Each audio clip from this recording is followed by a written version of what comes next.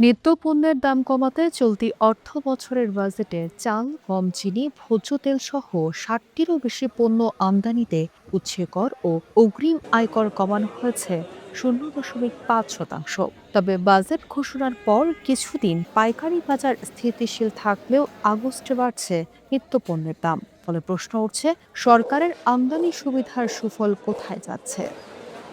শনিবার রাজধানীর বাজার ঘুরে দেখা গেল সবজির কিছু দামে স্বস্তি ফিরলেও আটা, ময়দা, ভোজ্য তেল সহ বেশ কিছু পণ্যে রয়েছে বাড়তি চাপ। গমের দাম পাইকারিতে মন প্রতি বেড়েছে প্রায় ১৫০ টাকা। এর প্রভাবে আটা, ময়দার দামও কেজিতে বেড়েছে কয়েক টাকা। অন্যদিকে ডিমের দাম ডজন প্রতি ১০ টাকা কমে নেমেছে ১৩০ টাকায়। ব্রয়লার মুরগি বিক্রি হচ্ছে ১৯০ টাকা কেজি। তবে মাছ, মাংসের দাম এখনো অনেক পরিবারের ক্রয় ক্ষমতার বাইরে। সরকার তো কইছিলাম কমে খাওয়াইবো, কই কমে খাওয়াইতেছি, কই কমে তো কিছুই খাওয়াইতে পারতেছে না। বাজারের খরচের বেশ বড় অংশ চলে যাচ্ছে সবজি কিনতেই। মাছ, মাংস কিনলে সংসারের অন্য খরচ মেলানো কঠিন বলছেন ক্রেতারা।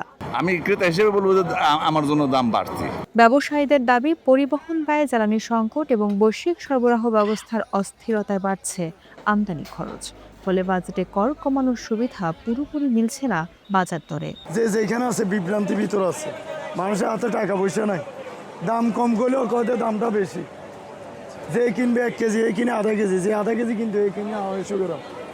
সংশ্লিষ্টদের মতে শুল্ক কর কমানোর পাশাপাশি আমদানি থেকে পাইকারি ও খুচরা সব জায়গায় নিশ্চিত করতে হবে নজরদারি, যাতে সরকারের দেওয়া সুবিধা ব্যবসায়ীদের হাতে আটকে না থেকে পৌঁছে যায় ভোক্তার কাছে।